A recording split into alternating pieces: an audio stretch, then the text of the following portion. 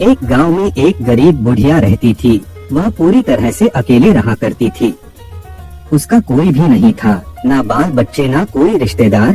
सुबह शाम लोगों के छोटे मोटे काम किया करती थी, जिसके बदले लोग उसको पैसे, अनाज या खाने पीने का सामान दे दिया करते थे, जिसको खा पी कर वह अपना जीवन बिताया करती थी। वह अपने जीवन में पूरी तरह से संतुष्ट थी। उसे भगवान से किसी प्रकार का कोई गिला भी नहीं था। दूसरों के सामान के कारण बुढ़िया का घर पूरी तरह से सामानों से भरा हुआ था। एक बार की बात है, वे अपने घर को खोलकर घर के सामान को धूप दिखा रही थी। समय वहाँ से दो चोर जा रहे थे। जब उन्होंने देखा कि बुढ़िया के घर में तरह तरह का सामान भरा हुआ है, तो उन्हें बड़ा लालच आया और वे सोचने लगे कि इस घर में तो बुढ़िया अकेली रहती है, क्यों न हम आकर इसके घर को ही साफ कर दें। माना कि सामान पुराना है, लेकिन कुछ तो पैसा मिलेगा और यह बुढ़िया अकेली हमारा कुछ बिगाड़ भी नहीं पाएगी। चोरों ने बुढ़िया के घर को अच्छी तरह से देख लिया और समझ लिया कि उन्हें किस तरह से बुढ़िया के घर की सफाई करनी है। उसके बाद चोर अपने घर वापस चले गए। बुढ़िया बेचारी को सपने में भी यह ख्याल नहीं आया कि उसके घर में भी कभी चोरी हो सकती है, क्योंकि उसके घर में तो खुद के उसके कपड़े तक उसके नहीं थे। सब कुछ गांव वाले उसे दिया करते थे, जो वह अपने घर में रख लेती थी। खैर कुछ दिन बीत गए और एक दिन रात में चोर अपने दो साथियों को लेकर बुढ़िया के घर पहुंच गए। कमाल की बात यह थी कि उस दिन सरपंच ने बुढ़िया को चावल, दूध और चीनी दी थी और बुढ़िया बहुत खुश थी। बुढ़िया ने खुशी खुशी अपने लिए खीर बनाई और खीर बनाकर वह उस खीर को चूल्हे पर रखकर सोचने लगी कि अभी तो खीर बहुत ही गर्म है, जबकि थोड़ी ठंडी हो जाएगी तब आराम से खाऊंगी।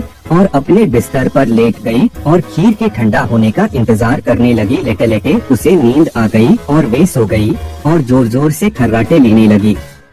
चोर बाहर खड़े थे। बुढ़िया के खर्राटे की आवाज सुनते ही उन्होंने सोचा कि चलो अब रास्ता साफ हो गया और अब हम आराम से बुढ़िया का घर साफ कर सकते हैं।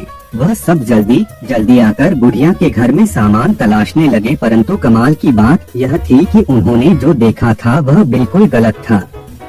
बुढ़िया का घर तो सामान से भरा हुआ था, किंतु एक भी सामान साबुत नहीं था। हर सामान टूटा फूटा, पुराना और खराब था।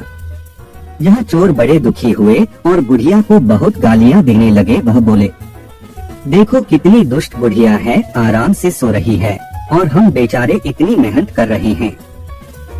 तभी दूसरे चोर की नजर चूल्हे पर रखी खीर पड़ी। गरम गरम खीर को देखकर चोर ने कहा, चलो बुढ़िया के घर कुछ और नहीं मिला तो कम से कम खीर तो है। और वह उसको खाने लगे। जब वह खीर खाकर जाने लगे तो उन्होंने थोड़ी सी खीर बुढ़िया के लिए छोड़ दी, किंतु जब उन्होंने बुढ़िया की तरफ देखा तो उसका हाथ खुला हुआ था, जैसे वह कुछ मांग रही हो। साथ ही उसका मुंह भी खुला हुआ था, जिसे देखकर चोरों ने सोचा कि बेचारी बुढ़िया लोगों से मांग मांग कर अपना जीवन बिता रही है।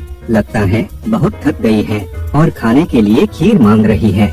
आखिर उम्र में है तो हमारी माँ के ही बराबर। और बिना कुछ सोचे समझे गरम गरम खीर बुढ़िया के मुंह में डाल दी। गरम गरम खीर मुंह में पड़ते ही बुढ़िया जोर से चिल्लाई, हाय दैया, मार डाला मार डाला मार डाला। बुढ़िया की चीख सुनते ही चोर डर के जल्दी जल्दी छुपने लगे। जिसने मुंह में खीर डाली थी वह ऊपर जाकर छिप गया, एक चारपाई के नीचे और एक चारपाई के दाएं। बुढ़िया की चीख सुनते ही गांव वाले बुढ़िया के घर आ गए और पूछने लगे, क्या हुआ माँ? बुढ़िया बोली, मुझे क्या पता, ऊपर वाला जाने। यह सुनते ही ऊपर छिपा हुआ चोर बोला, अरे भला मैं क्यों जानूं, तुम्हारी चारपाई के नीचे छिपा चोर न जाने। यह सुनते ही चारपाई के नीचे वाला चोर बोला, मैं ही क्यों जानूं, चारपाई के दाएं छुपा चोर क्यों न जाने। और इस तरह से तीनों चोरों ने खुद ही अपना पता गांव वालों को बता दिया और फिर गांव वालों ने उन्हें पकड़कर खूब पिटाई करी और वापस भेज दिया। उसके बाद से चोरों ने कान पकड़ लिया कि आज के बाद कभी वह चोरी कभी नहीं करेंगे। चोर चाहे जितनी भी कोशिश करे अपने आप को छुपाने की, लेकिन वह फिर भी पकड़ा जाता है। इसलिए हमें कभी चोरी नहीं करनी चाहिए और अपने बच्चों को यही सीख दे